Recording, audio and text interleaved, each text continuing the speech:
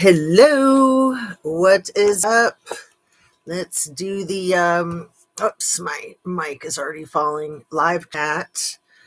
Hopefully I have a better handle on the lighting and everything tonight. Last night being the first video with my new location, just, what, 4 or 5 feet over from the corner, more like in the center of the room. So I'm not like all feeling claustrophobic. Um, but the lighting last night was goofy, and I think I have it fixed. Patricia, we all know Jazzy's hair good. It's funny. I mean, ugh, it's like I look in the thing. I try not to look at the freaking computer, because then I'm like, why does it look like a Gumby shaped head? If you just turn the slightest bit, it changes everything. And it's like you don't want your camera like completely square on, but then when you put it askew, then it makes you look all topsy-turvy. It's just effing nuts. What a problem. If that's my biggest problem today, I am so freaking lucky. How are you doing, my dear? Lighting a bit red, but do I have my sunglasses on? You might have your rose tinted glasses on, right? I do have all different colors, and I have more white lights too. I have more ambient light. Um, I mean, I've got a lot of orange, like amber colors in the set with the Liberty Bell and my pumpkins. I wanted to bring attention to the pumpkins because I have the Gabby Petito pumpkin. I now have the Virginia Gouffre pumpkin. Do you see it's got a mouse on top? So it's felted wool, and it's something that I love. I love mice and I love pumpkins. And I just thought, I'm putting my mouse pumpkin, because, it's like the thing from Cinderella. I'm going to put it with Gabby's pumpkin, and then they can be friends. They don't have to be all alone. There. Does that work? You can't even really tell what it is if it's not at the right angle. Okay. Let's try to not have it fall, not have it roll. I'll have to like glue everything down. Okay. Too much cleavage, Jesse. You're cute. That is the worst, because my camera is always like slightly higher than I am. And so I'll look in the mirror and I'll have the cleavage situation completely under control. And then just that slight, like 1/4 inch. And it's like looking down my shirt, and it just completely pisses me off when that happens. So yeah, I try to go with the higher necklines, but check out the cool necklaces. This is like an antique one. What earrings do I have on? I am going to get my jewelry going so that I can sell it to people. And I don't know if that was you that was asking about that, Patricia, but let me apologize for all the wax in my mouth. Do I need to take any of it out, or are we okay? Love the Gabby pumpkin. I remember when and where you got it. You do? My sister got it down near where Northport is, where Gabby was living. So my sister got it, I think, at a Goodwill or some kind of thrift shop. So theoretically, it could be the same pumpkin, but I don't know that it looks to me like it's made by the same crafter, maybe. But I don't know. To me, it looks like it's maybe not the exact same one that she has in the picture when she's holding it, like the last picture that was posted of her. Those are some of my favorite pictures too. Anyway, let me do my thing, get rolling with make sure you're still subscribed if you are subscribed, and if you're not, why not? What did I do? No, I'm just kidding. Share a video of mine with somebody that you think might like my channel. Turn on your notification bell to ring, and hit your like button if you don't mind. I've hit it so hard that I've broken the thumb, a number of times. So I just have a little Band-Aid on it, which I think is kind of cute. Anyway, everything I say is simply my opinion for the sake of hoping to start a conversation, open up a discussion, learn something, be educational. All of my videos are made for the tube of you and me, and it's an infotainment platform. OMG, Jazzy, you're funny with the whole cleavage thing. I know that is like the worst thing. Like I just can't stand it because yeah, I mean, we don't need to talk about it. Um, I mean, I'm not that modest, but I am in my 50s and I am a grandma, so come on. Yeah, when I do my yoga videos too, it drives me freaking nuts. Hey, Anna Bees, how are you, my dear? So I wanted to talk a little bit tonight about the Ashley Flynn case, some updates with that. They continued the hearing that was going to be today. It got pushed out a month. So today is February 26th. It's just a little bit after 9 p.m. on the Eastern Standard Seaboard time. And it's Thursday. And they were going to have that hearing today up in Troy, which is the city north of Tip City where they have the Miami County courthouse. And I believe that that's where they're housing the alleged Red Rummer, Caleb Flynn. So I thought that they had stacked like twice as many charges on him. He has 5 charges. He has like red rum, assault with a deadly weapon, I think, 2 charges of assault with a deadly weapon, and then 2 charges of tampering with evidence or something like that. And so now they're considering adding some charges. I just texted with Paula Plunder, so let me give her credit for straightening me out, because I thought that they had added 6 more charges to his 5.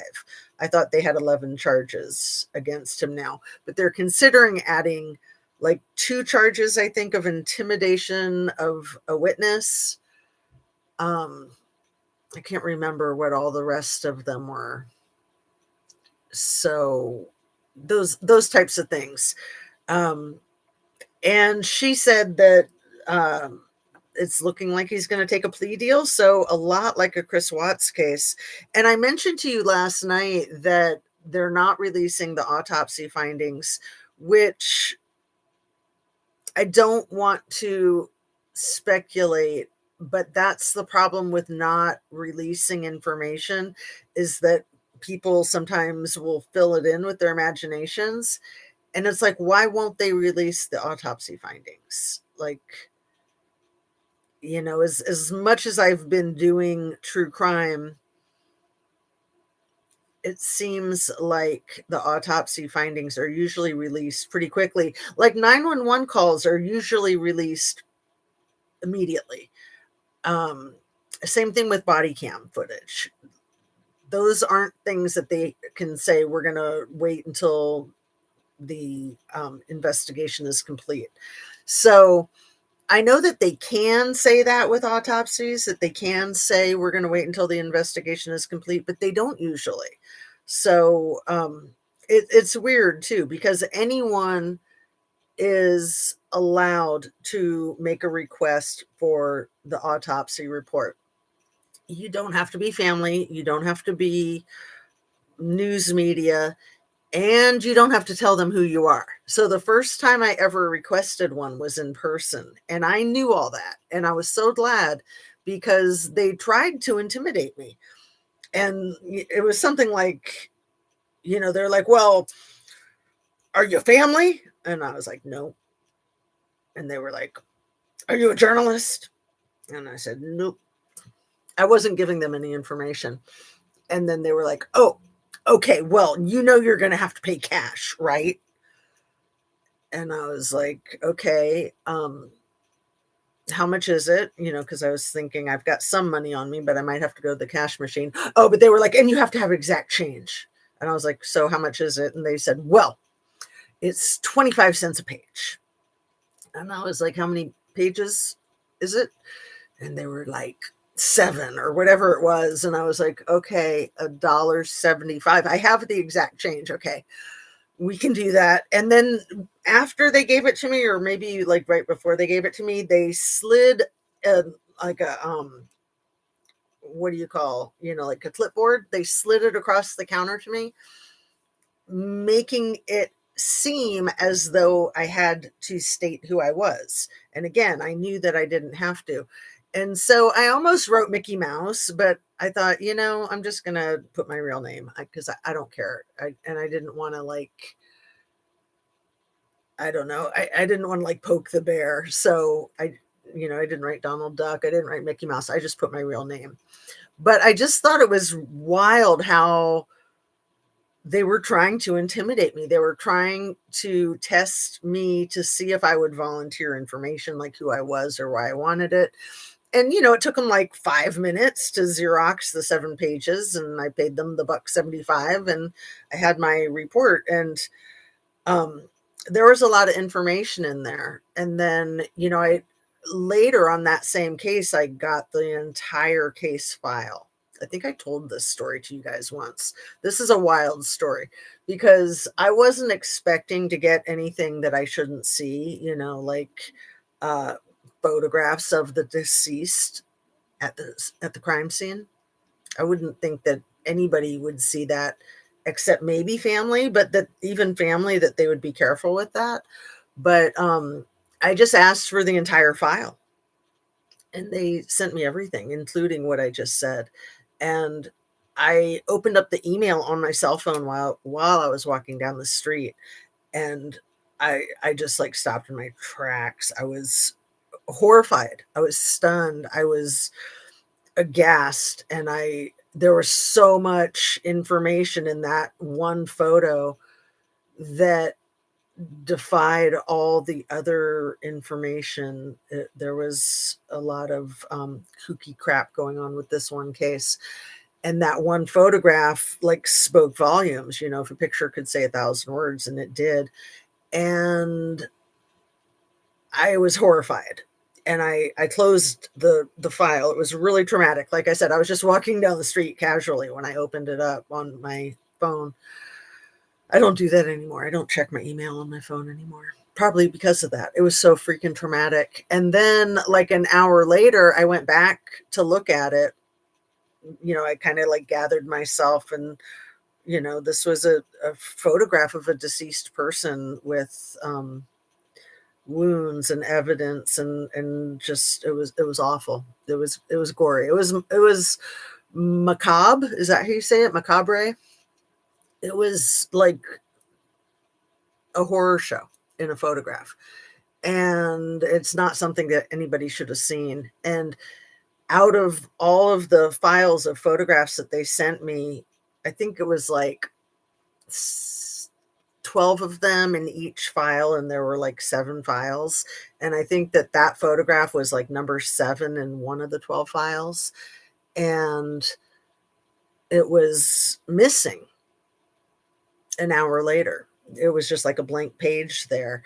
And so very nonchalant, I emailed the clerk of courts and said, oh, there's a file missing out of, file folder for number 7. There's one that's blank.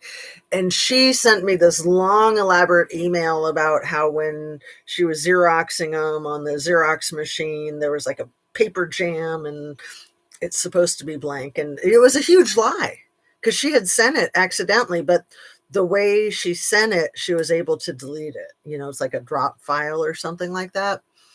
And unless she's watching this video, I've always laid low with that information. I just was oh, okay. So I never let her know that I had seen it before she had a chance to delete it. But that was wild. Anyway, I hold that type of information very close to my chest because it makes me tear up. These are real people and real crimes, and it's horrible. Ashley, why the F did this guy have to do that? Today I was thinking an act of violence like that, you know, two blows to the head with a firearm, so much freaking anger. Like, what could she have possibly done to have pissed him off like that? Except maybe that she was rejecting him. Maybe she told him, I don't want to be doing this anymore. And that abandonment is what triggers a true narcissist, that fear of abandonment. So that's all I can figure. Let me see if I move this slightly. I want to, is that too much? Green light. Let's see. Let me move it back. Okay. Let me see what you guys are saying. We got BoobTube in the house. Here to give your second like. Much love. Thank you, my dear. Hey, AB, Patricia, aren't they opening the case again? Which case? Are you talking about the Ashley Flynn case? Hey, BoobTube, or are you talking about the Watts case or something? Maybe you're not talking about the same case. What case? What case are you talking about, Anna B's? Weird how she's gone missing, just like KR's. Oh, are you talking about Nancy, Savannah Guthrie's mother?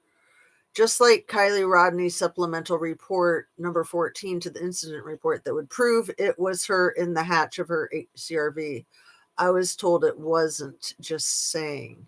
Nah, you're good, Jazz. Yeah, are you, Anna B's, are you talking about the Nancy Guthrie case? That's so sad. You know, even Natalie Holloway was reported as kidnapped. I just saw a glimpse of that today. Today or yesterday, her missing poster was that she was kidnapped. I mean, abduction is horrible. It's crazy. But so is taking out the mother of your children. What a hideous situation, and so close to home for me on so many levels, like literally close to where I live and not too far from where the tepes, you know, I was talking about how the longitude, latitude. I was looking at a map again today, how Columbus, you know, like the Tepe's house is really close to the OSU campus. And then if you look at a map of Ohio and you look at Tip City, which is just east of Interstate 75, but west of Columbus on Interstate 70, how the longitudes are the exact same, basically. Point 1.5, no, 0.02, less than 0.02 off of each other from their addresses. And then it's about like a 60-mile distance. So the latitude is 60 miles, but the longitude is like less than 2 miles. So just pretty wild, pretty wild. But you know, those cases, both having two children in the other room, both happening in the middle of the night while their children, you know, were in bed, basically, both having dogs, both of the alleged perps were 39. So like the midlife crisis thing and that rejection thing, you know, like Mike McKee with the Tepes, he was still raging over the abandonment from 10 years prior. And then being that he was adopted as a child or an infant, I think, I'm not sure how old he was when he was adopted, that could have been even more triggering for the rage, for the abandonment issues. I mean, we all have abandonment issues, but I think it's more severe, obviously, for some than others. And then Just the violence of a gun. I mean, I still think that Caleb might have been trying to make it look like self harm. And then he, I don't know, wasn't sure that the first one did the trick. So he wanted to make sure, or if it didn't do the trick, so he did it again. I mean, because people don't pass like instantaneously. Like, even, sorry, trigger warning, but even like Monique with 9 shots in her, she probably knew what was happening as she was fading, from what I hear from experts that know about that kind of stuff. Um, and so maybe Caleb expected Ashley just to like be gone the minute he did what he did, allegedly did what he did, and she was, fading, but he panicked and did it again.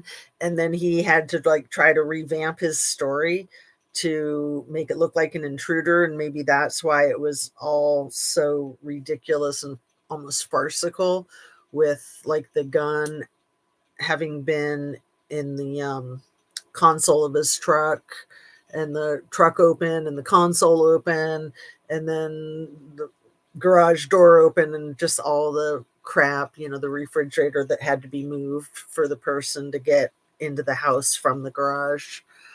Just a bunch of crap. Let's see. No, I was talking about the Indiana two girls on the bridge. Oh, yeah, I know about the case, and I've talked a little bit about it, but I haven't really dove too deep into that case. Again, it's just so horrific. The ages of those girls and the whole story, and then the 5 years, and then all the bull crap. But then there's that other case, I think it's in Iowa, that's the two cousins that are around the same age, that has been unsolved for 10 years. Like, that's just such bull. That kind of crap makes me think that law enforcement is involved. Otherwise, with forensics these days, and with small towns, you know, people talk like, in small towns, like, you can't hide anything. There's always somebody watching you, is how I see it. Like, even more so than like surveillance cameras. People know things, and sometimes they keep it quiet, but things get out. So yeah, those two girls, the cousins, in, I think that town is in Iowa. Um,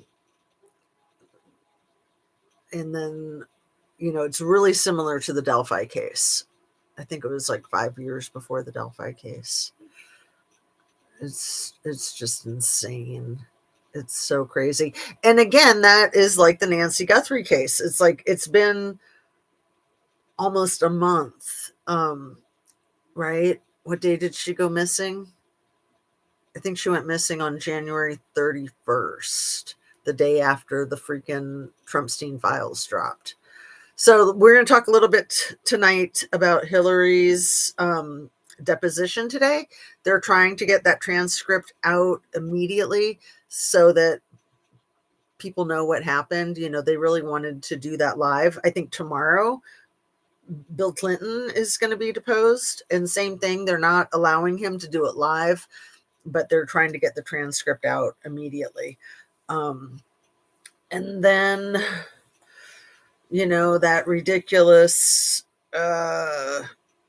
State of the Union a couple of days ago, and just the meltdown of democracy and the deranged one's brain. And he's trying to melt all of our brains with like the too much information, and just like constant blast of like literally blasting boats down there in Venezuela more.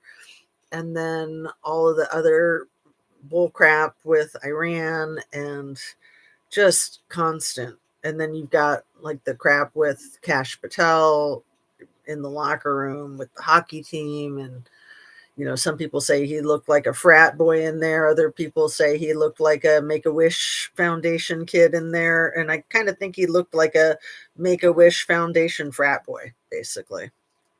That's my 2 cents. The arrests in the UK with Mendelsohn and Andrew. And last night I was thinking, wasn't there another arrest? And I think there was, not in the UK, but maybe in Norway or something. Um, so it's interesting too when in the Nancy Guthrie case, when they've apprehended these people, like they did a few weeks ago, they apprehended the one guy in Rio Rico at the same time that they said an 84-year-old woman was being flown from Rio Rico to the hospital in Tucson. We never got a follow-up about that story. Like I think that was a red herring. I think the apprehending the guy was a red herring. They tried to make it sound like he was arrested and booked. He was simply detained for a few hours, and I don't even think he was taken to a building. He was just like detained in vehicles. And then when they did the SWAT team thing like a week later, I think it was about a week ago, where they might have detained 3 people. But again, the mainstream news media, the way they covered that too, they were like, oh, 3 people were arrested in a SWAT team incident. It's like, no, they were taken into custody briefly and then released. I mean, technically you can say, sure, they were arrested because they were being detained. They weren't really allowed to leave, but it's not like they got booked into the jail and were under arrest. And to me, it almost seems like it's intentionally misleading. But anyway, again, all of these cases, the Nancy Guthrie thing, I think, is to distract from the Trumpstein files being released the day before, and to punish for the Trumpstein file interviews that Savannah Guthrie has done for many years. It's just mind-boggling, absolutely mind-boggling. I'm sorry, I'm falling behind on my people here. Okay, I understand, AB. So many cases. I know I've been pretty quiet lately. This one-man band has been working on research, editing, and music production along with normal life. Please pray for me. I have my hands full. We are praying for you, Boob Tube. And I'm so glad you brought that up with music, because I have some information that I just found out today that I am fascinated with about music. And Joe Walsh, who I didn't know was from Ohio.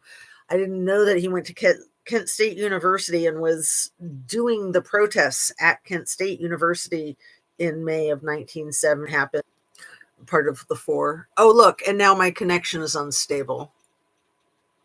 Is it good? Am I still here?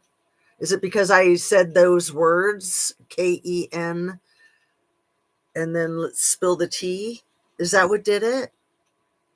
That's effing ridiculous. Anyway, I know I've been pretty quiet. Okay. I truly was very much interested in true crime, but for now, that's on the back burner. The little time I have right now is all about what's Donnie doing today with Ben Midas, Luke Beasley. Patricia, I'm with you. I watched both of them a lot. And, I try to diversify my portfolio of who and what I watch. I love Heather Cox Richardson. She's one of my favorites. And Aaron Parnas is, I think, a go-to for both of those. But those 2 are great also. It's just that there's so many great content creators, and it's so hard to keep up. And yeah, I think that what Donnie is doing is true crime. And I think it's not just you. I think that a lot of, like true crime had been a big trend, and now politics is a big trend. Like it's a thing. It's not just you and me, baby. I can appreciate that, Patricia. I want to walk away. I just got something I have to do first. Oh, my 0147 thing, a creator, I think Sherlock something, they said that Kaylee and Maddie either arrived to the grub truck at 1:47 or left the grub truck at that time. OMG, Anna Bees, that is wild. 0147. Thank you for bringing that up. Yeah, I was fascinated with that when you were talking about that recently, like a week or two ago. Um, but yeah, I'm so appreciative of all of the awesome content creators. Um, Keith Edwards is another one, and um, Legal AF. Oh my goodness, the Hysteria. Those girls are freaking brilliant. They just dropped one today that just, I'll put a link to it in the description. Hysteria. Those chicks are so sharp. I love them. A lot like the I've Had It chicks that are outrageously sharp. Dally Beast, and of course, Oklahoma Jennifer and Angie, better known as Pumps. Yeah, Daily Beast. Yeah, the Daily Beast is great. Absolutely. That is one of my favorites too. Although, when I watch one a whole lot, then I kind of move on to diversify, but then I go back to them.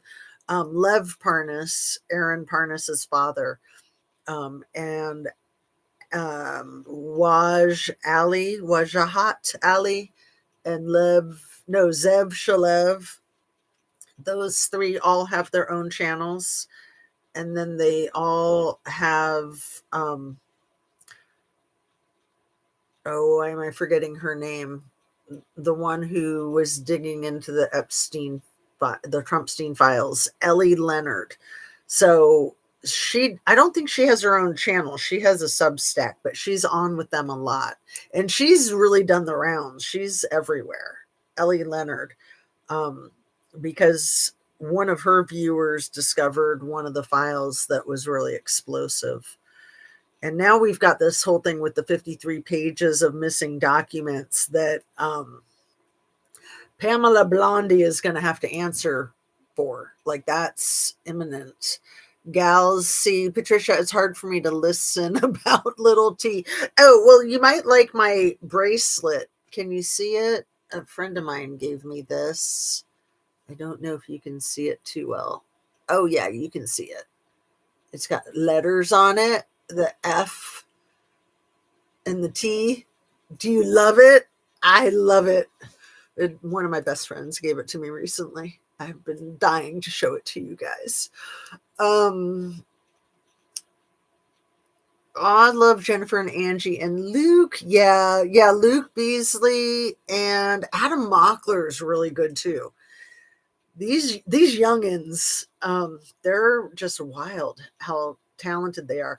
Adam Mockler is particularly good with debating people from the other side of the aisle. Luke Beasley, he's just a good talker. I think he's like a stand-up comedian maybe too. I'm not sure. I think because he does like live shows, and I think that he's more into the comic stuff when he does his live shows. And then oh my goodness, the people on the Have I Got News for You US, which I've put together, that's part of CNN now. Have I Got News for You US. So that's really popular. Like Jimmy Kimmel and Seth Meyers and Jimmy Fallon and Stephen Colbert, Sarah Cooper. These people are effing sharp as tacks. I love them all. And I'm just so happy that there's such an abundance. So thanks for choosing me too and watching me. I appreciate that because I know there's so much great stuff on YouTube, and there's just so much that we all want to do with our time and our lives, and it's very valuable and meaningful. I'm very tired, guys. Much love to everyone. Keep on keeping on, my friends. Keep speaking forth truth. Night, Miss Jazz. Good night, my dear. Thanks for coming in. I really appreciate you. Good to see you. And I love Ben in the morning. The first words he starts with is, I I just can't believe how much some of these content creators pump out every day. But they've got producers and they've got writers and they've got teams working with them. But it is phenomenal still, isn't it? Absolutely phenomenal. Um, Hello, Granny Annie, my dear. Much love, Annabees. DTBT. Oh, that's cute. Um, are you saying like the DT and the BT, or I don't know. Um, then he let us know that Silly Donnie is up to. Then he lets us know what Silly Donnie is up to.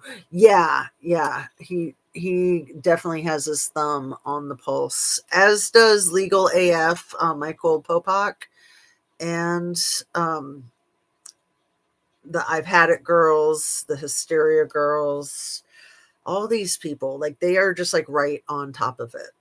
I love the bracelet. Thank you, dear. I like Adam Mockler too, and Jack C. I do like Jack C a lot, but I've gotten annoyed with his bait and switch. You know, a lot of times I get so excited about the title of his video and the thumbnail, and then it doesn't deliver. It's like definitely a bait and switch. And you know, I've commented to him about that because he does such great stuff. He just needs to not do the bait and switch thing. It's supposed to not be allowed on YouTube, but everybody does it. And I understand why people do it, but I try to like go the other direction, you know, just like downplay more than anything as opposed to the bait and switch. Oh, you're so sweet, Annabese. I love you too. Every morning I wake up thinking, what's Donnie Toodles up to today? Before I even get out of bed, Ben fills me in. He hands out the Donnie information with laughter and facts. You know, Patricia, every time I open my phone in the morning or in the middle of the day to catch up on what's going on, I fully expect like that he's like keeled over or something. I do. I mean, I'm amazed that he's still standing. And I really do wonder if he was actually standing at the State of the Union the day before yesterday, or if they just tried to make it look like he was standing and said he was standing. I mean, I know he was like grabbing onto the podium, but I don't think he could stand for 2 hours. I think that he might have been sitting on like a backless chair. Like, have you ever seen the saddles that hairdressers have that are almost like a banana seat or like a horse saddle? And they're really comfortable so that when you're on your feet all day, you don't have to be on your feet and you're not like gonna get sore from like sitting on a bicycle seat, basically. Um, and you can't even see it. It's like it's almost like they're standing, but I don't know what they call those things, but I'm wondering if Donnie was on one and then he was still clutching the podium. Because especially when he was turning around to look at JD and was it Hegseth on the other side of him, when he would turn, he really looked like he had wheels under him, in my opinion. Um, even though I didn't watch it. Just the clips that I've seen. They're way better than corporate news, aren't they? I know. I mean, who in the F watches corporate news anymore? I will confess that I do still sometimes watch World News Tonight with David Muir. It is kind of like a comfort routine to me. I used to watch it religiously every day. So sometimes I like to watch that because it's just like 20 minutes of like a very superficial recap on everything across the country and global. And, you know, it is very superficial, but I think it's also accurate. It just doesn't go too deep, like when they would cover the Idaho 4 case or the Kylie Rodney case, even. Um, and now with like the Nancy Guthrie case, hell to the yes. Um, I thought the same thing. He can't stand that long. No, he can't stand, period. And when he does stand, he leans way forward, and he wasn't doing that type of leaning. You know, he was like clutching onto the podium, but that might have been more like just because he was trying to stay awake for 2 hours. I mean, it's just nuts. But let's talk about Erica Kirk for a minute. She about almost 3 weeks ago, in case somebody doesn't know about this yet, because I don't know how I caught it barely. February 6th in Chicago's school districts at the Genoa Kingston High School, Erica Kirk showed up to lecture the kids this thing that might have been called History Rocks, and Linda McMahon was there with her, and she seemed drunk. You guys can check it out for yourself. There's videos people have made about it. She seemed sloshed, and she was talking to these kids, and she was just like weird AF. And then along those same lines, I guess Candace, Candace, whatever her name is, Candace, the one that was in love with Charlie Kirk, in my opinion. What is her name? If I just type in Candace, I'm sure my AI will tell me. Candace Owens. All I had to do was type in CAND, and Candace Owens comes right up. So Candace Owens is doing some kind of special called The Wife of Charlie, I think. Let's see. Candace Owens. I think it's a series, The Bride of Charlie. And it's like right there at the top. So did she already start it? Did she start it yesterday? I think she did. The Bride of Charlie, A Wrinkle in Time, episode 1, starting yesterday. OMG. I don't usually watch her, but I might have to. Yeah. It's kind of like the Corpse Bride or something. Bride of Frankenstein, obviously, is a play on that. But yeah, Candace, like I said, I think she was in love with Charlie, and I also don't trust her. I also think that she might be part of some kind of psyop crap. So, I take her with a grain of salt, but I do like the way she trashes Erica, because I think Erica deserves it. And you can't underscore Erica's winning of the Miss Arizona Teen when Donnie Two Dolls owned it in 2007, and how that was scrubbed off the internet. Not completely. And, I guess I need to figure out how to use the Wayback Machine, because that's where you can really find stuff. The Wayback Machine, I guess, is much better than Google. The girls, the ladies, the women that do the Hysteria channel, they were saying that in their video today, that they don't even use Google. They just use the Wayback Machine.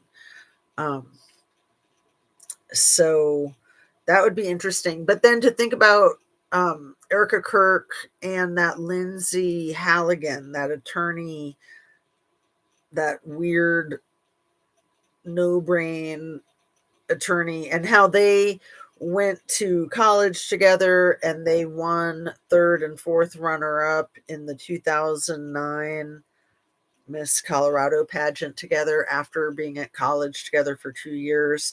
And then they both show up in Donnie Two Dolls orbit right now.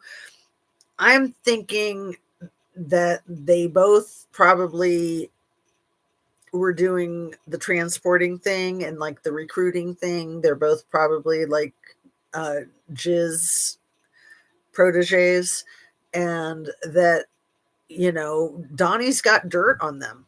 I'm convinced that Donnie has dirt on everybody in Congress, and that's how he controls them. And they all have dirt on him, and he has dirt on them. That's usually how these things work, even in like small town politics or city politics. Everybody's got dirt on each other, and it's just like emotional blackmail constantly. And so, like an eye for an eye, like when Elon made that post of you're never going to see the files because the president's in them. my first thought was like, dude, you're in them too, but you're not president. So I guess it doesn't have the same, it doesn't raise to the same level of bullcrap. Um, let's see. I'm not even going to try to spell Jack's last name. I think it's Jack Cocchiarella. I know I had a big problem with that. And he's so cute. And I think he's like 6'5", and you and me, we like him tall. So yeah. And he started his YouTube channel in his dorm room at Columbia University. And I think he just graduated last year.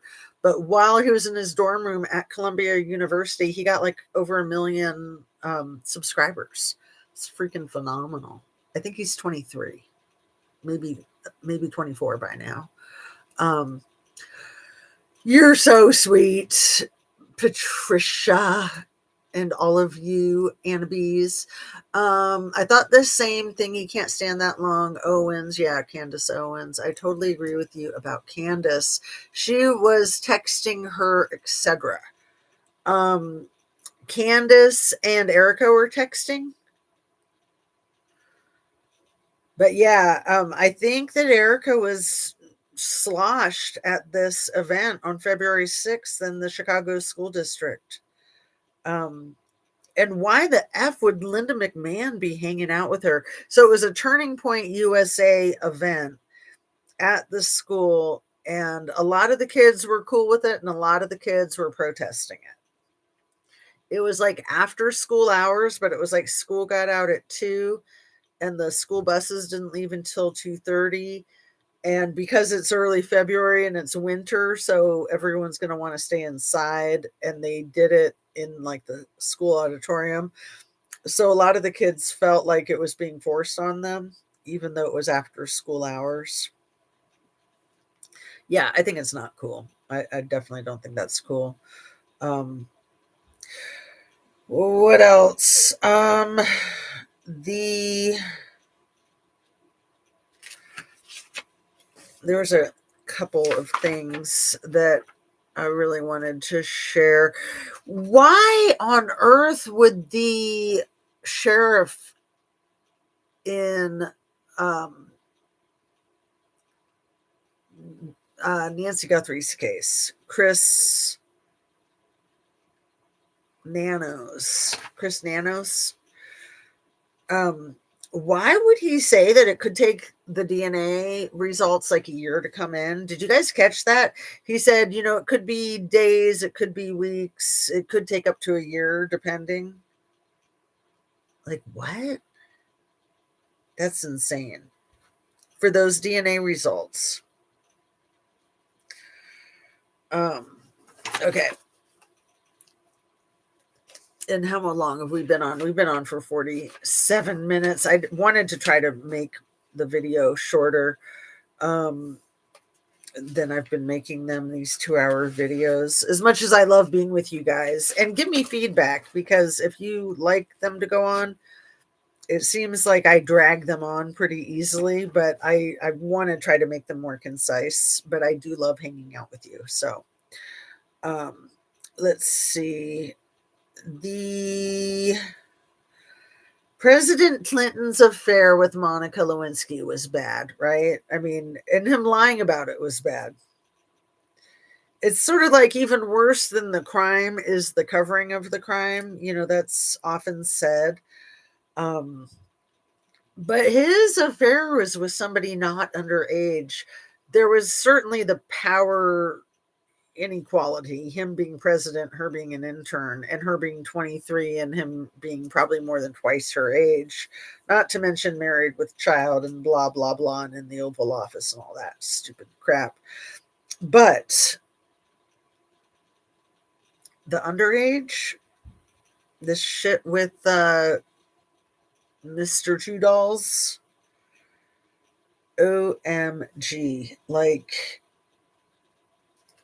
it just doesn't get any worse than that. And then, I don't think there's any statute of limitations on statutory. I wanted to look that up, and maybe it's state by state. Is there a statute of limitations on statutory? I don't know if it's going to work. Is there a statute of limitations on statutory?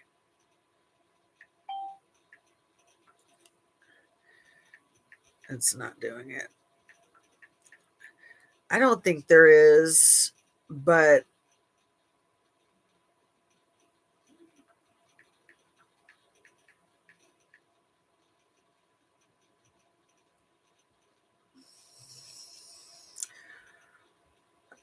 this is what it says. Statute of limitation for sexual offenses, often referred to as statutory rape or sexual battery, varies significantly by jurisdictions, with many states, including Ohio, imposing 20 to 25-year limits, or sometimes no limit if DNA evidence is available. For minors, the time limit often begins only after they reach 18. Um,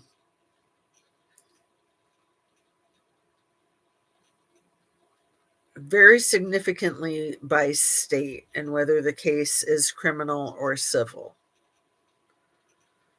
General range, most states set this between 10 and 25 years. Ohio, the limitation is typically 20 to 25 years from the date the offense was committed or reported. Well, that's interesting. If you go with the reported, then that can change everything.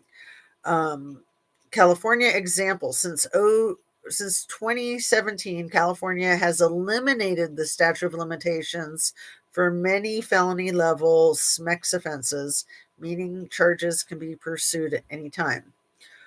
The clock may be paused if the offender is out of state or if DNA evidence is available, but the suspect has not been identified. See, this is why law is so confusing, because there's so many nuances to it. There's so many variables. Like, no two cases are going to be the same. In civil law, this is the deadline for a victim to sue for damages. Minor victims, for those abused as children, many states toll the clock until the victim reaches the age of 18. Extended deadlines. Victims often have until they turn 30, 40, or even 55 to file a lawsuit, depending on the state. Discovery rule. And I know didn't New York make it so that there's, they extended it. I don't know if there's no statute, but they extended it. Some states allow a lawsuit to be filed within a few years of the victim discovering the link between their trauma and the abuse, even if decades have passed. See, it is so variable. Deadlines are almost always longer if the victim was a minor. The presence of DNA can often extend or completely remove the time limit. More serious felony level offenses generally have longer windows than misdemeanors. To provide the exact deadline, could you specify which state you're asking about and whether you're referring to a criminal charge or a civil lawsuit? That is wild, isn't it? What did Anna Bees just send me? Oh, am I frozen? Or am I not seeing some of your stuff? Let me see. Where are we? Yeah, I saw that. Um, do you have it on all chat? I do have it on live chat. I just hadn't looked at the chat in a minute.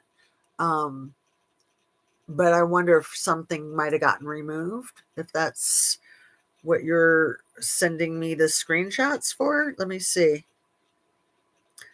I heard something about Erica grooming a 15-year-old girl. Yes, I saw some videos about that, and it seems true and accurate.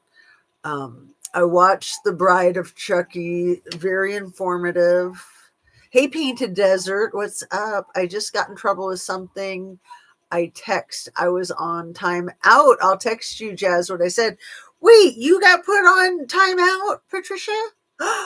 Probably not by, I mean, because you're a mod.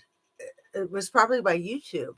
Candace got married when Charlie was single. In my opinion, better looking, more wealth, and nothing like an English accent.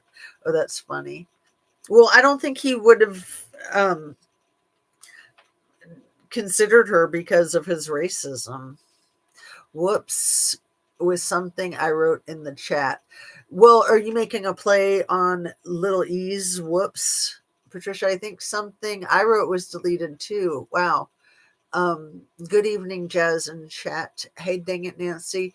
Little E's autopsy showed that he had an enlarged prostate when in fact he had none. It had been previously removed. In my opinion, proof of life. Yeah. I mean, who knows if that was really him or not.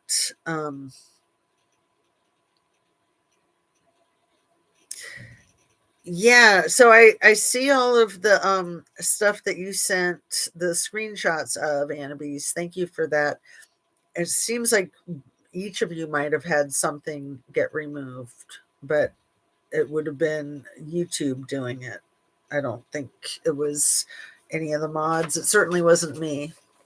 And yeah, it's probably AI. Like when I said the thing about the university in Ohio where the four people in the National Guard pew pew thing in 1970 that Neil Young wrote that phenomenal song about, and um, Joe Walsh sings the song. So Joe Walsh was going to school there, and so was the guy who created Devo, and they were friends. And then two of the four were part of the music scene. And Joe Walsh had been um, he had been protesting the day before. I think he was going to be performing some music that night at 8 o'clock, and he was somewhere else on campus, I think, when it happened. But I think that the guy who started Devo was right there and saw it happen. Um, but that whole thing was crazy because the MacArthur era was going on, and the government first said, well, we need to talk to everybody and interview everybody so that we know what happened. And so if you were there, come talk to us. And then they turned the tables and made it so that if you were there, that made you like a radical left lunatic and an enemy of the state and a like how the Trumpster fire's been doing with people in Minnesota, like, oh, you're terrorists, basically. So if you went and interviewed to tell what you saw, they took it and used it against you. So that whole thing was just completely effed up. And then people were catching on to that really quickly. And so they weren't coming forward and they weren't sharing their stories. And the whole thing was just so effing gross. And then it was weird when I mentioned that school that my connection, it looked like I was going to lose my live stream. Fortunately, I didn't. But like, I don't think it's somebody that's watching. I think it's just AI. Like, AI just doesn't want you to bring that up because that's such a scar on our country. And it's been brought up a lot lately because of the stuff in Minnesota. Like, it's the stuff in Minnesota is the closest thing to that since 1970, and that was 55 freaking years ago. And that was like probably the lowest point in our country, was that event here in Ohio. But then this whole thing in Minnesota is going to be the lowest event too. I want to share with you guys, I stopped at a Walmart today in Springfield, Ohio, and there were a lot of Haitians in there shopping. And it's just chilling to me because these people are beautiful people. I mean, they're not like the the way that Donnie Two Dolls tries to paint them as villains and horrible and illegal. They're beautiful, hardworking people with a lot of culture and wonderful accents. And if they were removed, there's 25% of the population in Springfield. Even Walmart would feel the pain if those Haitians were deported. Everybody in Springfield would feel the pain losing 25% of the population.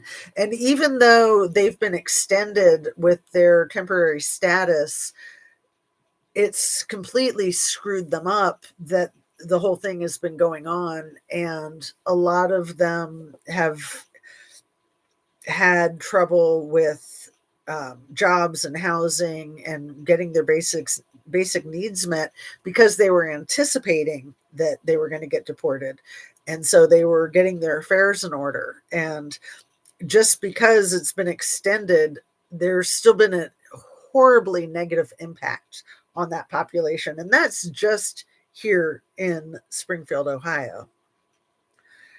um, it's so frustrating. And that very Walmart, the one that I was at today, I think there's two in Springfield. But that very one, back when they were doing the whole cat dog eating bull crap, there were bomb threats at that Walmart. And I would not go anywhere near Springfield during that time because I knew that grocery stores were having bomb threats. The Walmart was having bomb threats. It was absolutely bogus bull crap. But that's what the maggots do when Donnie leads them down the primrose path. So, like, you couldn't go to the freaking grocery store without taking the risk that you're going to get locked in for 3 hours or 4 hours or whatever. It was insane. And all that from the freaking Laura Loomer, JD Vance, dog, cat eating insanity. Like, just trying to make a whole population of people seem like wild animals, like very, very similar to the whole thing with the gorilla crap with the Obamas last week.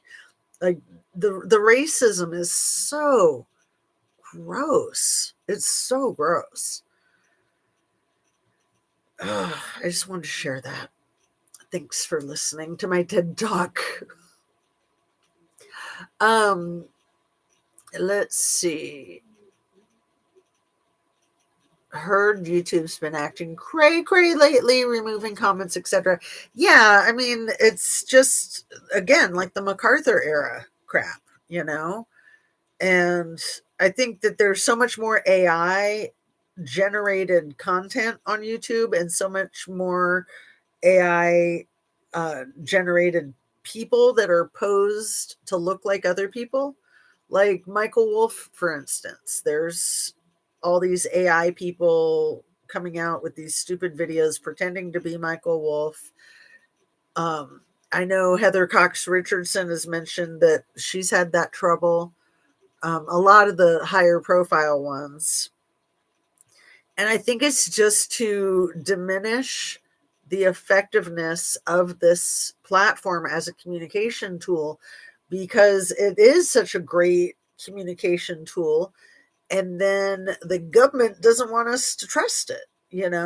I mean, it's nuts. I saw Joe Walsh in concert. I just love his song, but it makes sense now why he's basically been like hopped up on Scooby Snacks his entire life, like his entire career, because of that trauma that he went through. I mean, damn. I think YouTube does a lot of things. Yeah, I should say AI does a lot of things. Annabise, I saw some letter written to little E regarding his testosterone and ED meds and confirmed he had no prostate. And, you remind me, Nancy, dang it, Nancy, that the abuse with the Abercrombie and Fitch models with Michael Jeffries, who was another little protege of Les Wex. Um, and Michael Jeffries was sort of like the um, Abercrombie and Fitch version of Little E. Um, they would give those guys liquid Viagra. These teenage boy models, they would do the grossest things to them, but liquid Viagra, can you imagine? And then like the whole like rugging people, like it's like with like not mollies, but like roofies, and then like thinking of the dentist chair with those horrible paper mache masks of the ugly guys on the wall. I would bet that they would rug the victims and then they would wake up in this dental chair with those freaking masks and all hopped up on substances that they don't even know what they're on. Can you imagine how effing insane all this crap is? And then for the ones that are lucky enough to escape with their lives, like they just don't ever want to talk about it. They don't ever want to think about it. They've Most of them been directly threatened that if you ever say anything, we will hunt you down. We will get your family. I mean, everybody who's ever worked for Donnie Two Dolls has to sign a non-disclosure agreement, which is pretty typical in any high-profile employment. But when you think about the crap that that guy does, like that's not cool. And it was Jessica Denson who sued him because he had her sign an illegal NDA, and she won that lawsuit. And her lawsuit proved that all of the NDAs that he had people sign were illegal. So, but he still does what he does, right? It's just awful. Um, let's see. Very interesting. I think he's probably still out there. He easily could be. He easily could be. I want to get out of this timeline. It is very gross. Maybe we'll be getting out of it soon with, I mean, people are hitting hard with the Clintons and with like Les Wex being deposed just last week. And then Hillary today, Bill tomorrow. I mean, Leslie Wexner has to be held accountable for the mockery that he made of his deposition. I mean, he just bald faced lied the entire time.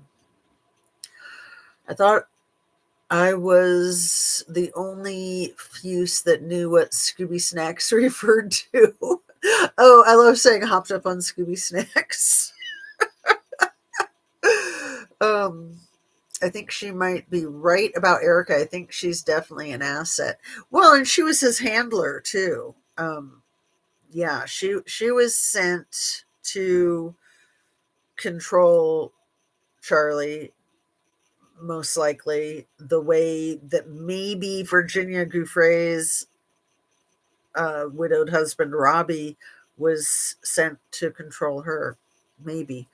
Um, Melania was probably sent to control Donnie. And Abigail might have been sent to control Les Wex. Who else? Who else? Um, I hadn't even thought about it, like with JD Vance with Usha, but no, I don't think that with her. I just, it's so hard to wrap my mind around someone like her. Like she seems so intelligent and like she has everything going for her. And why would she put herself through what she's put herself through with him? He's so gross and he's so disrespectful. It just doesn't make sense unless she's been threatened that she has to stay put or that could endanger her family. Like maybe her mother would freaking get abducted. I mean, that's how these people freaking roll, man. It's insanity. It's completely insane. Um, for sure, Nancy, I would never want to think about it. Oh, that had to be beyond terrifying. Oh, I'm not even sure what I was saying a second ago. Oh, the thing with the masks and the dental chair. Yeah, I wanted to share that with you guys because I just thought of that a day or two ago, that the victims would probably be like out cold on whatever substances, and then they would probably gain consciousness while they're being tortured. It's a lot like the Marathon Man movie. Remember that with Dustin Hoffman and the dental chair? Like that's like the worst kind of torture. Disgusting. Um Anna Bees, I'm with you. Project Looking Glass. Scotty, beam me up. Yeah. I love when Jennifer of iHip says, if you're someone that doesn't like the melting pot that makes America, America, then you shouldn't be allowed in Mexican restaurants or any sports events, etc. That's great. I don't know that I've heard her say that quote. Um, but yeah, I think that's pretty accurate. I mean, I was talking about my ancestors that migrated like before or right around 1900. Um, my great grandparents migrated from Holland and Germany to Ohio. And I know the first house that they bought, or maybe it was the second house that they bought, was, I think, 1917. So they moved here sometime before that. Um, so, so that makes me like fourth generation. My grandparents were born in the area. My parents were born in the area. I was born in the area. My kids were born in the area. Now I have a grandkid who I got to see today. Oh my God, he's so cute.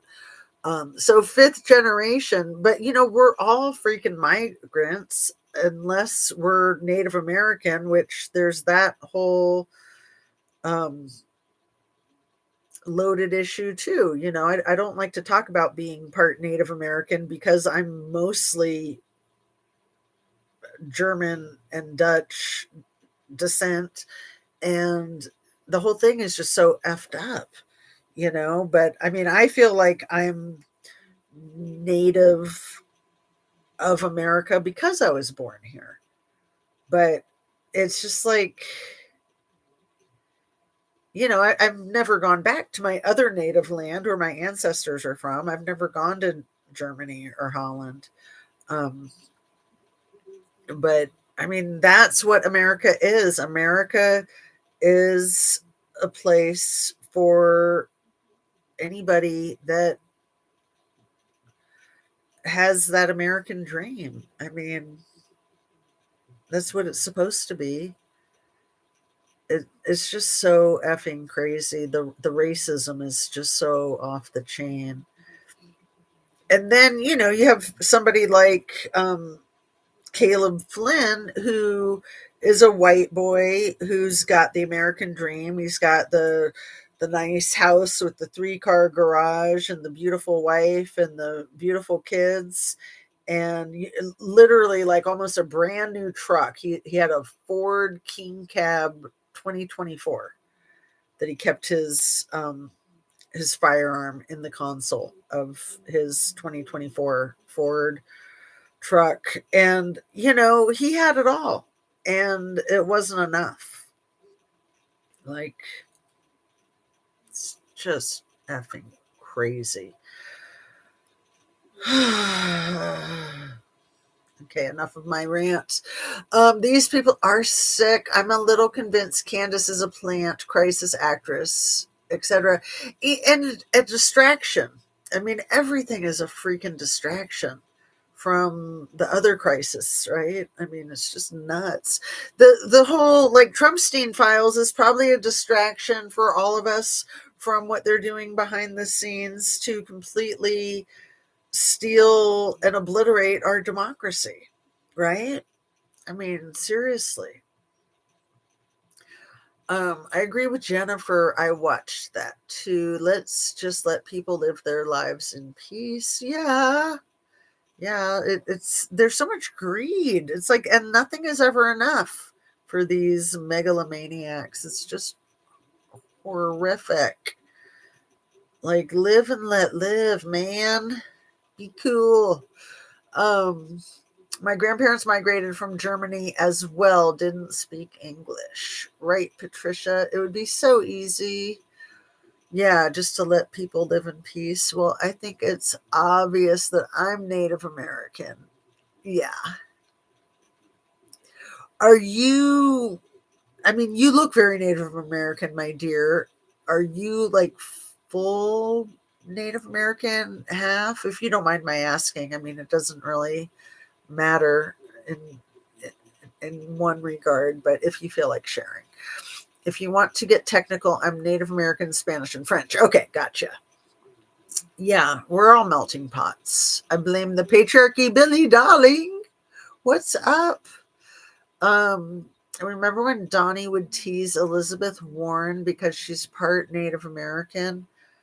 Oh my God. Like, just the way he teases everyone. He's like an effing schoolyard bully. He just won't stop with the bull crap. He's so effing nuts.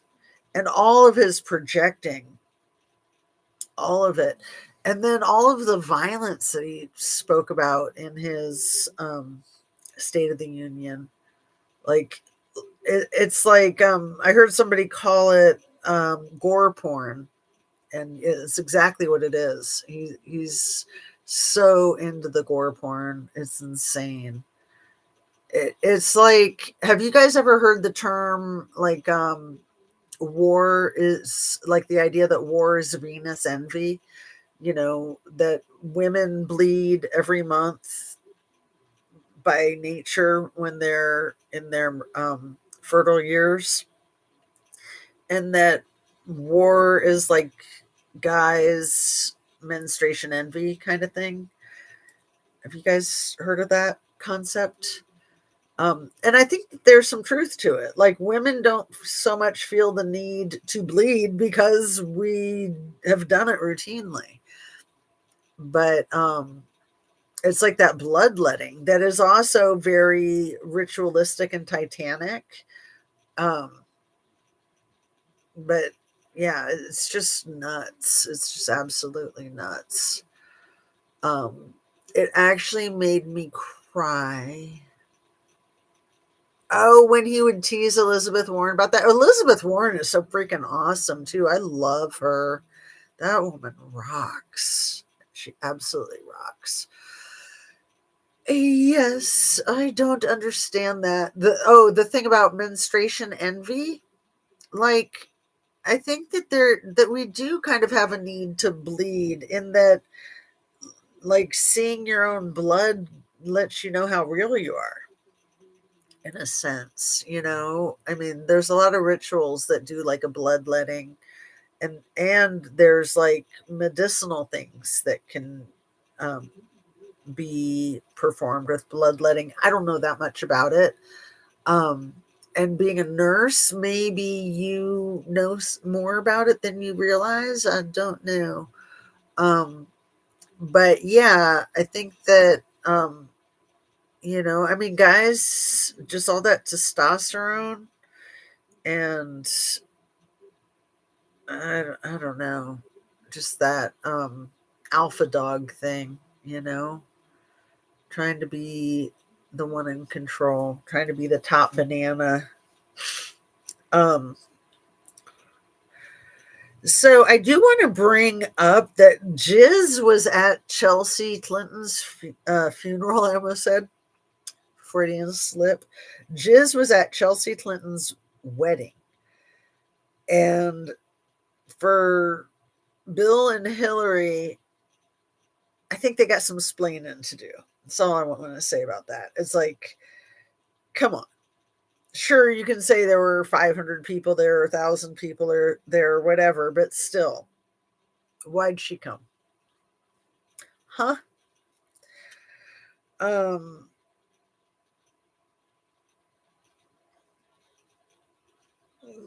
Billy Darling says they can't bring life, so they bring death control over it. Males dominate. Exactly, my dear. I don't think bloodletting is good for anyone. Well, I would think that with some medical conditions, maybe. I don't know. Like I'm thinking, if somebody has like really bad swelling in their ankles, cankles. I don't know. I mean, maybe that's not going to help, but I would think some kind of situation like that, maybe. Um, Elizabeth Warren does rock. Yeah, doesn't she? She's so smart. I remember when she ran for president, and I kind of thought she was a little too like prim and proper. I just didn't know her, and I was being very judgmental. And then that's when I started getting to know her, and I just was like, man, she's amazing. She's a very, very intelligent person. And we just need more women in politics, if you ask me. I mean, there's a lot of very capable women and not enough women's voices. I told you guys I ran years ago for a local position that's not very political. It's called being a township trustee. Ohio's weird where they have counties, like most states have counties, but then in every county there's townships. And the townships run like the fire and rescue. They operate the cemeteries, and they're responsible for the roads that are outside of city limits that are like county roads. Um, but I ran to be a township trustee because I knew somebody who was a township trustee, and he recommended it to me, and I took him at face value. At first I was like, why would you do that? And he was just like, he's like, even if you don't win, just running for office, you learn so much about yourself and about how our democracy works. And I had like lost all faith in our democracy after the Al Gore Florida dangling Chad crap. I've shared with you guys, I quit voting for 10 years from like, that was the year 2000. And I just didn't vote for 10 years. And then, um, when I think I first ran for township trustee in 2012. And so I started voting again because I was like, I can't run for office and not vote. That's hypocritical. But I was really glad that I ran, and I didn't win. Um, but my friend was absolutely right. You do learn a lot about yourself, and you learn a lot about democracy by running for a local office. So I highly recommend it for anybody. It's not something I ever would have thought I would have done in my lifetime, but I'm glad that I did. And I actually ran more than once. So it was wild because like the second time around I thought, oh well, I've already done this, so I've already learned the things that you learn when you run for an office. But the second time around, of course, was completely different. um okay, no, I can't think of bloodletting in any way would be good. If you have swelling going on, it's usually your heart, so medication like Lasix is good for that. It's a diuretic. Air Force brat, born in Germany, came to America when I was 5. Dual citizenship, very cool. Married one of those old school, respectful, hot Mexicans. I love it. Spoiled me homemade tortillas, tamales, arroz con polo, etc. Man, homemade tortillas are the best. The best. She's an angel on earth. Elizabeth Warren. Yeah, we need more like her, don't we? Um, if you have an infection and swelling, they would open the wound and drain the infection out and wash the area with normal saline. Yeah, so that would be a good kind of bloodletting. But that's not so much.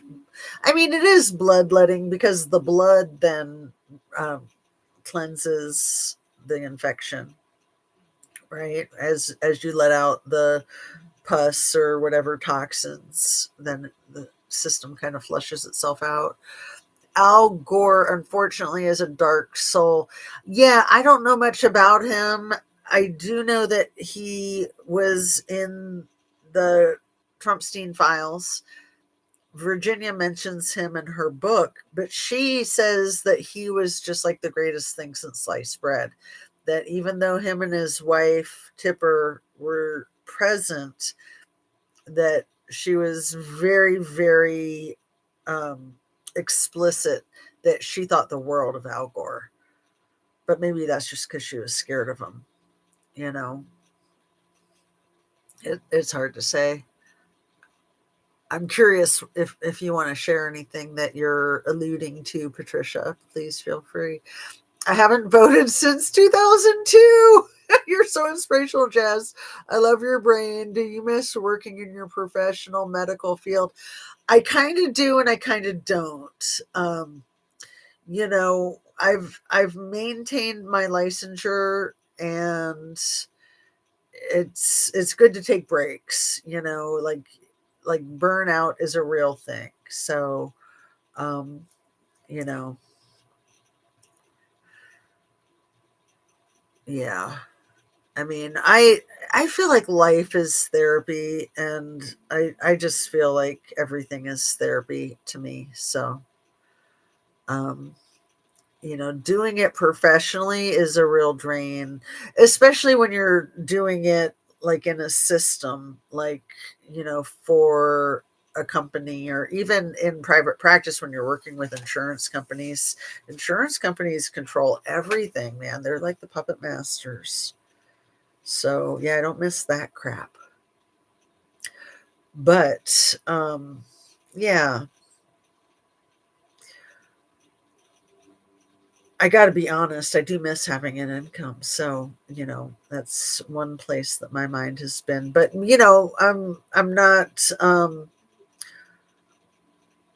complaining either, because I love my life. I love what I do. So, I'm very appreciative to have the life that I have and do the things that I do.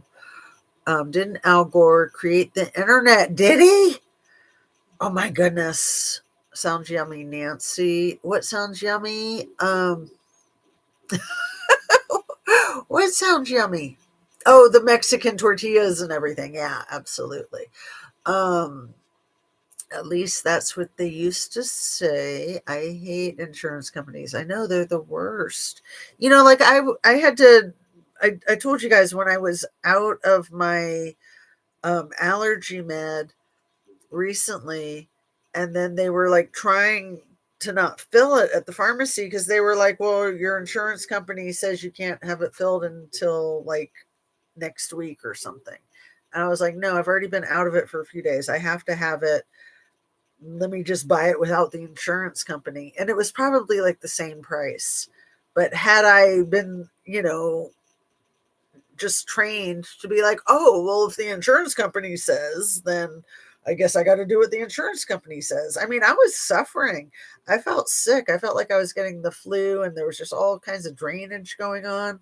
And it was just because the one medication that I take for being allergic to bull crap, right? That my doctor put me on like more than 5 years ago. But when she put me on that, she put me on lots of allergy meds. Like there were a couple that you would never take together, but she was like, no, you need to take them together. And then she even had me go to an allergy specialist to make sure that it was okay, that she was doubling up. And she sent me to the dermatologist because I told you I had like long-term hives. And she was very careful. I have a very good primary care physician. The one that made me get the braces. Oh, it's her fault. It's her fault. No, I'm happy that I've been able to get the braces.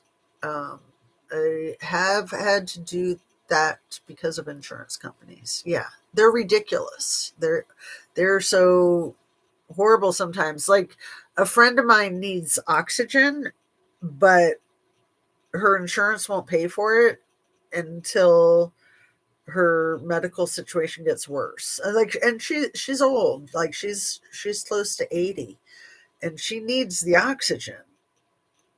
and the insurance company is just like, no, you have to be worse off before we'll pay for it. And she doesn't want to pay for it, even though she can afford it. She's like, man, I worked hard my whole life, so I have the insurance to cover it. I want to use my money for other stuff. So it's frustrating. It's very frustrating, situations like that. My parents always busted me sneaking on the internet. Oh, that's funny.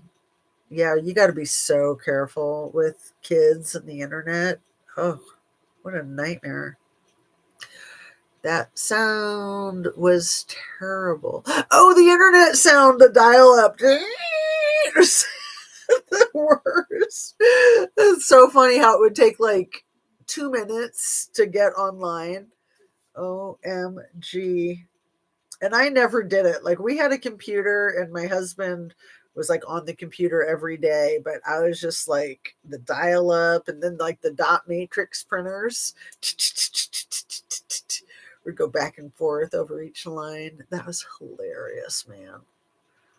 How far we've come now. Like, I hear people, I think it was Sarah Cooper called her, or no, was it Sarah Cooper or was it Lisa Lysandra V, who called it her pocket computer. I think it was Lysandra V called it her pocket computer when she was talking about how much doing her videos has changed her life as an actress and as a comedian. And like, she was at the State of the Union. No, she was at the State of the Union Alternative Party, I think, that Midas Touch was doing, and she took a selfie with Robert De Niro, and she was just like super excited. She's fantastic. You know, the one who does Caroline with the KKK, all the crazy cross necklaces. She is a wild one. She's so smart. Oh, Sarah, hello. I can be here a bit. Hi. Well, nice to meet you, Sarah Dalla. Welcome. Dang it, Nancy, message retracted. Billy, why don't they say that Al Gore created the internet? Billy, didn't they say that Al Gore created the internet? Did they? Because yeah, that's kind of wild and crazy. I mean, I remember I was in college, I think, when the internet was created. Wasn't it like right around 1990 ish, like right after that? Because like it was before we got married. We got married in 92, and 91 I know my husband was on that dial-up AOL all the time because he was still in school and he was doing his science stuff. um and no one could use the phone if someone was online. LOL. OMG, that is so funny. And see, that's when I started getting into true crime, because I was making my jewelry full time for a living, and I would watch Inside Edition and shows like that. And you know, because when you're making jewelry, you're looking really close up. And so I would watch TV across the room so that I would try to look up constantly while I was doing my jewelry making, so I wouldn't F up my eyesight. And yeah, I got really into true crime. But you know, I mean, Adam 12 was one of my favorite shows when I was 5. So, and Dragnet's always been one of my favorite shows. Just the facts, ma'am. Yeah. And eye doctor stated there was no beds, but after 3 days, my daughter found out she has a cyst on her ovaries. Oh, dear. I'm so sorry. Youch. Um, and no one could use the phone. Yeah, that's hilarious. She is good and funny. We used a party line at my grandma's 80 miles away. Oh my goodness. I remember the party lines from the 80s. That's so funny. I forgot about the party lines. So that was like pre-chat rooms, right? Too funny. Too funny. Sarah, my aunt had a party line, and people would talk when we were talking because they were listening to our convo. You guys are cracking me up. It's like Green Acres with like the dial up phone, like climbing up the telephone pole. Too funny. Um, so yeah, let's wrap up. We're getting close. We're just past an hour and a half. We don't want to get close to 2 hours. It's so lovely hanging out with everybody, and nice to meet you, Sarah. Where are you from, if you want to share? Um, Please do. You remind me of something really funny with like back in the 70s that we were all worried that the FBI was listening in on our phone calls. And then nowadays we're just like, hey, Siri, give me a recipe for pancakes, because we know that Siri is listening to us 24/7. It's crazy, isn't it? It's hilarious. And like, I mean, I think our laptops are spying on us. These are definitely spying on us. I mean, and some of the spying is helpful because then they give us the ads that we want, but it's also really creepy and spooky when it's giving you the ads that you want, but you're like, wait, how did it know that I wanted that again? And then you know that it's actually like watching you, like not just listening, but actually looking. It's looking. Because it's AI. It's taking it all in. Um, let's see. Adam 5 was my Nana's favorite show. You mean Hawaii 5 Was it Adam 12 and Hawaii 5 she would say to put on Los Policias. That's adorable. Um, and I think of like the Hawaii 5 spoof that the Beastie Boys did with their Sabotage video. If you guys haven't seen that, that is hilarious. They all have like the stashes and the big old 70s collars and shit. Too funny. I wasn't allowed to talk to boys on the phone. It's embedded in me. I still don't believe in calling guys. That's hilarious. I know. Well, I was thinking about that last night because my whole life, my father raised us, so I've always been comfortable with males. And then, I was very athletic when I was in college. I wasn't into makeup and girly stuff. I was into music and more like guys, and a lot of my friends were guys. And I was thinking yesterday of like when Harry met Sally and that line about how, guys are only going to be friends with girls if they want to try to sleep with them one day. They're hoping to sleep with them one day. And girls don't always realize that that's the deal, and they think that guys just want to be friends. And to some degree, I completely agree with that, but it's twisted. I mean, I appreciate male uh company that's platonic, but it is like you got to be so careful. And yeah, it's dubious and it's dicey. Like I think I'm pretty comfortable with it. My husband's pretty comfortable with it, but it's just like one of my friends, she passed away, and her husband stopped by when I was gardening last summer, and he was like sad that I didn't come by and visit him. And I like him and I want to go by and visit him, but I was like, it's just kind of weird because he's like a single guy now.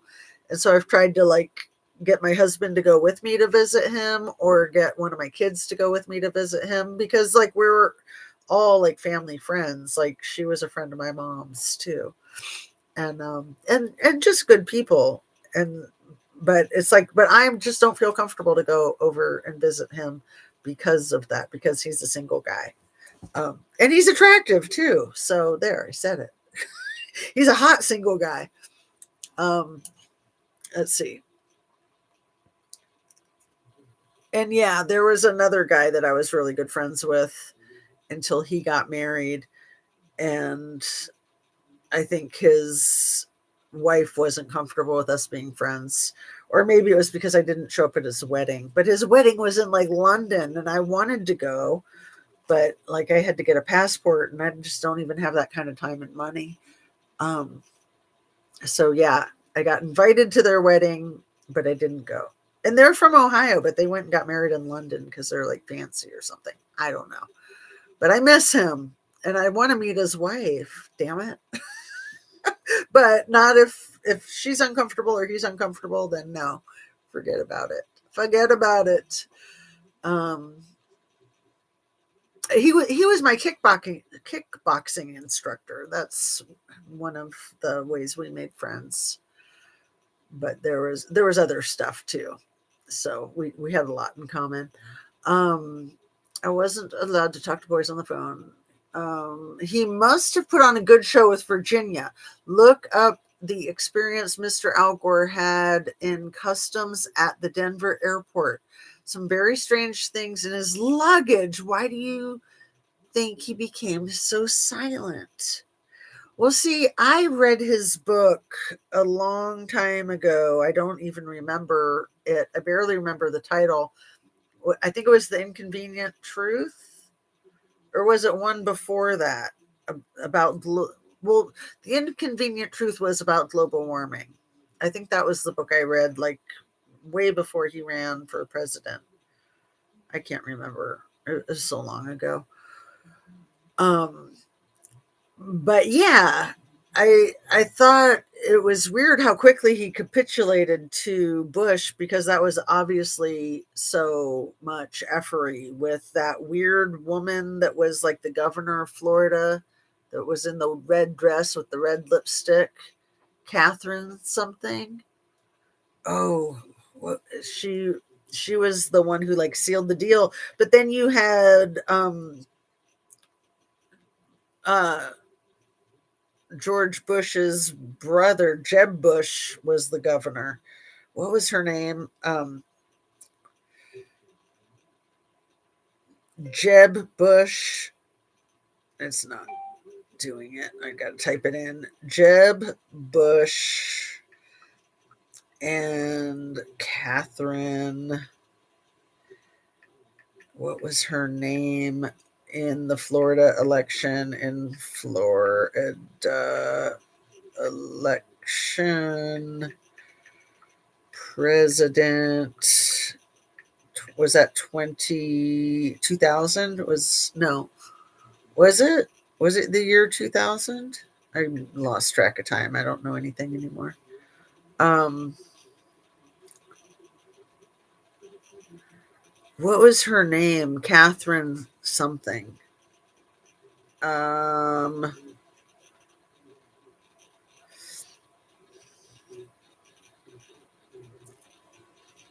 what was her last name? You guys remember? She's the Secretary of State. Catherine Harris. Catherine Harris. That should be easy to remember now with Kamala Harris. In 2000, she was named the Florida co-chair for the George W. Bush presidential campaign. Harris garnered national attention as Florida's top election official during the state's historic ballot recount that eventually decided the election in George W. Bush's favor by a slender margin. Yeah, that was pure effery. Catherine Harris and Jeb Bush, man, that was crazy. And then to think that was just a year before 9/11, and that whole thing, not to be a crazy conspiracy theorist, but that whole thing with Gary Condit and Chandra Levy that got sidelined by 9/11. And it wasn't until recently with all these Trumpstein files that I thought, our dear leader needs something like 9/11 to distract everybody from the Trumpstein files. And then I thought, well, what if 9/11 was to distract from Chandra Levy, because Chandra Levy and what was going on with Gary Condit was just like the tip of the iceberg and it would have led straight to the Trumpstein files. What if, when you got BB in there and you got Daddy Vladdy in there, You got all this crazy effery in there. Because, like, in the country that begins with the letter I, they're all into the pedo thing. They don't even call it anything because it's not even a thing. It's just what they do, I guess. But yeah. Anyway, how'd I get there? I think it's getting late.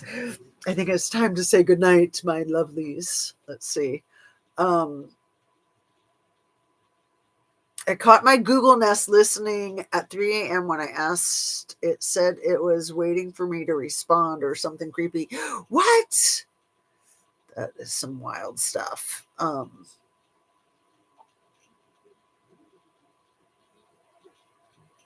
Yep, I've had several strange phone conversations. If I got an F on my report card, I was on restriction for 6 weeks. What time I was on restriction for a year? Dang it, Nancy, what were you doing getting Fs, man? Come on. No, I actually have a lot of respect for people that didn't worry about their report cards because I was always like obsessed with having to be perfect with straight A's.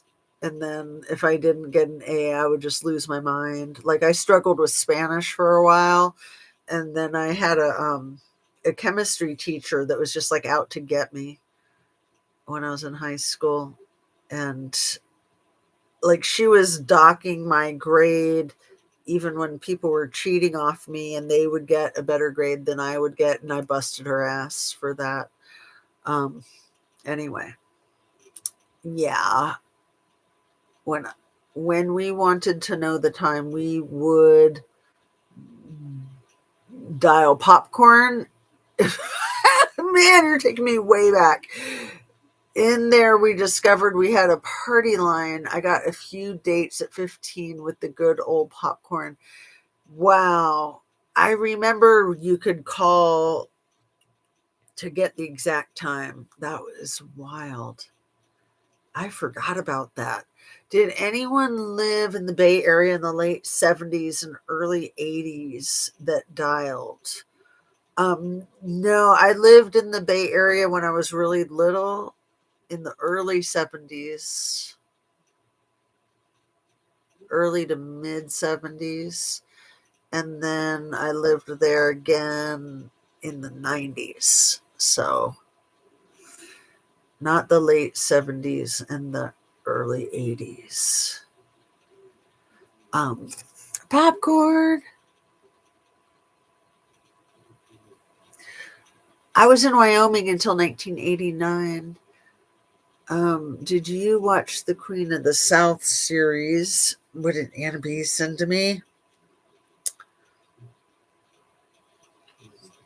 No, I've never heard of the Queen of the South series. Dang it, Nancy. Yes, Al did care so much about taking care of our earth. Unfortunately, he cared about having a longer, more youthful life. If you catch my drift, beef jerky. Patricia!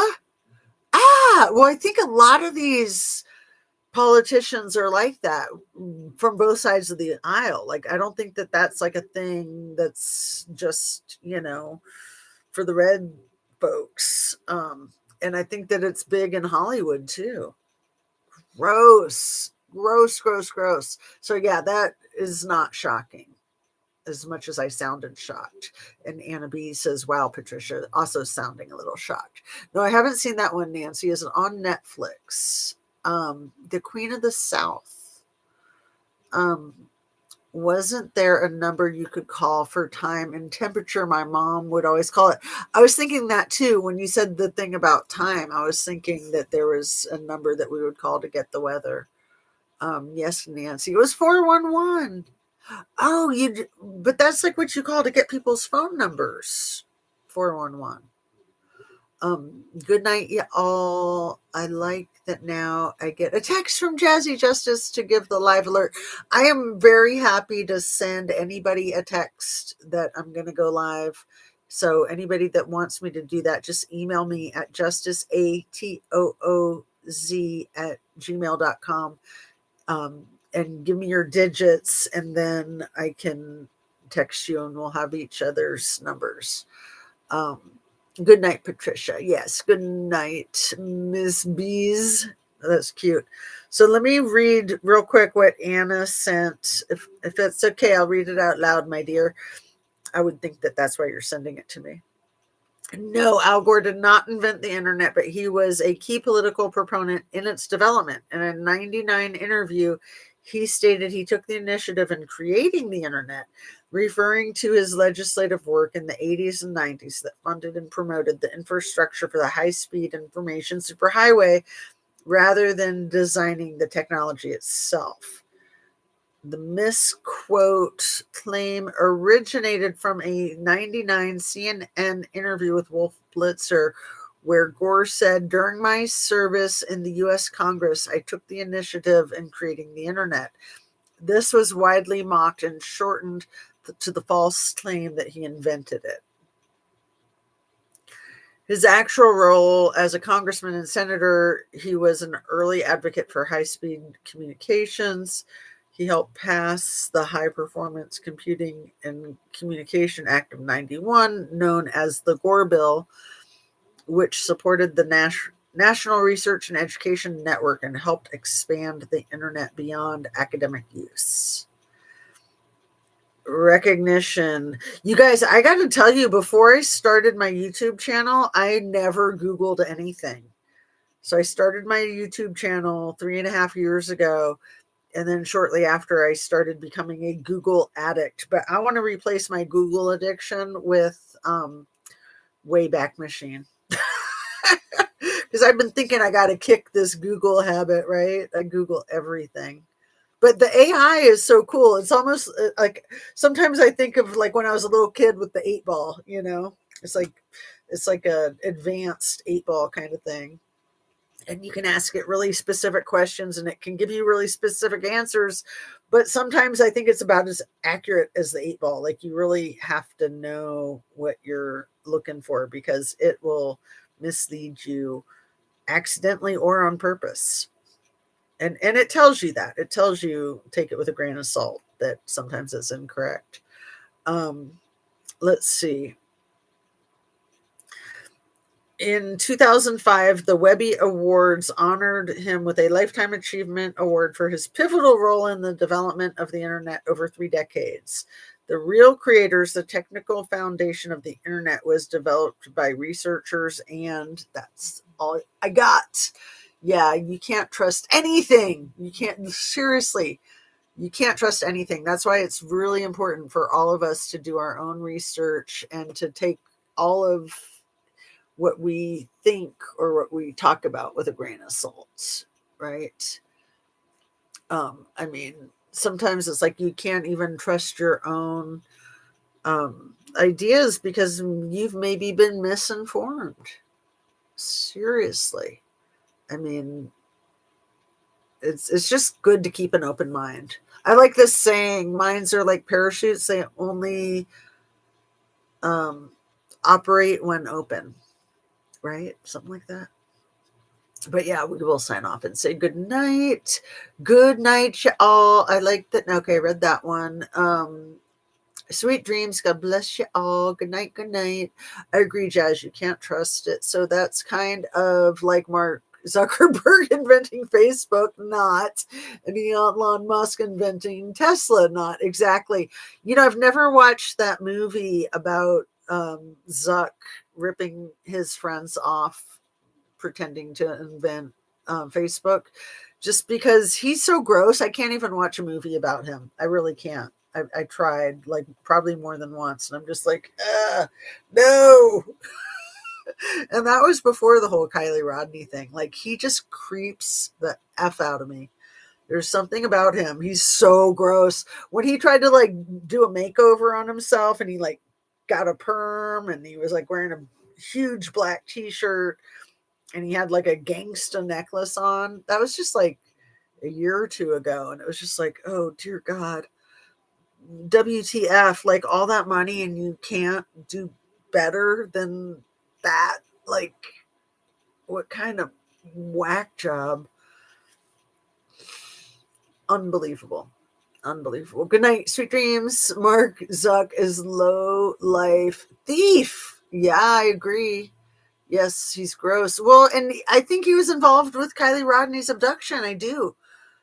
I think him being the boots on the ground was crazy enough, but then the scrubbing it was what really gave him away, right? Seriously.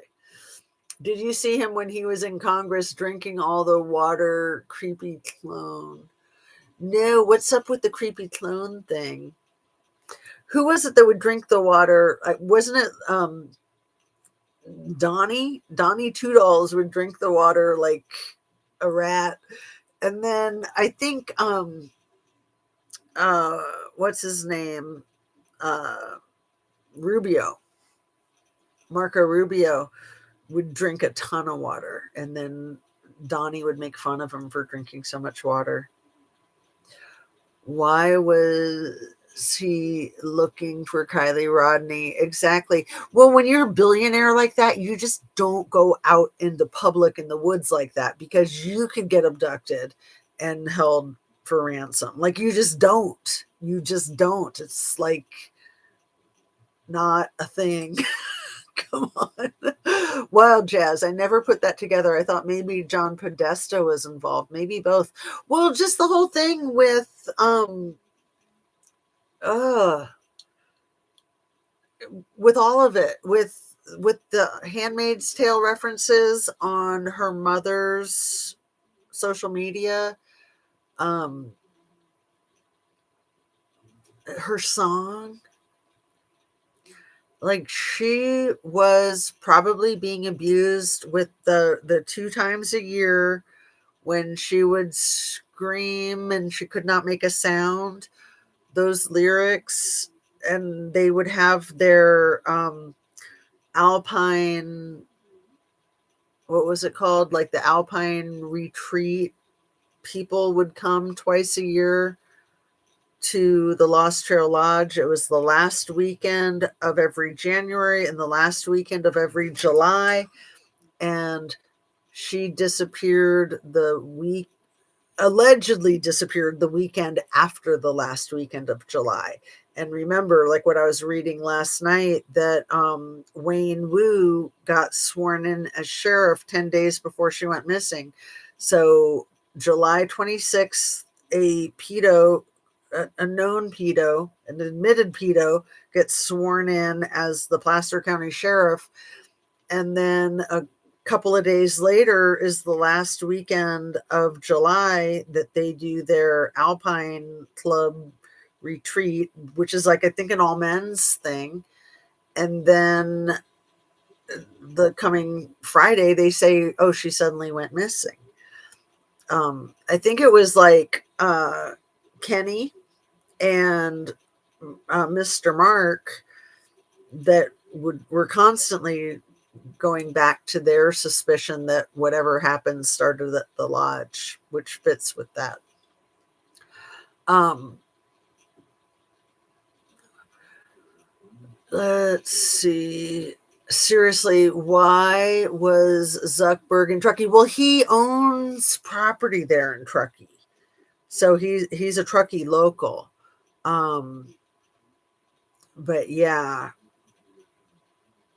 Uh, anyway, let's wrap up. We are hitting the 2 hour mark, so we better wrap up quick. Sorry, you guys. Sorry to go on for 2 hours.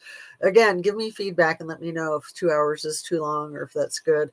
I'm really liking the blue green light down here. It kind of looks like the Aurora Borealis. Nice. Nice little invention. It's different every time. All right. Thanks so much for watching. Love to you. We'll try to keep up. Tomorrow's Friday. I really enjoy doing these videos with you. So thanks for watching and have a great night. Drink your water, eat your protein, and get your rest. Take care of yourself. And sending you lots of love.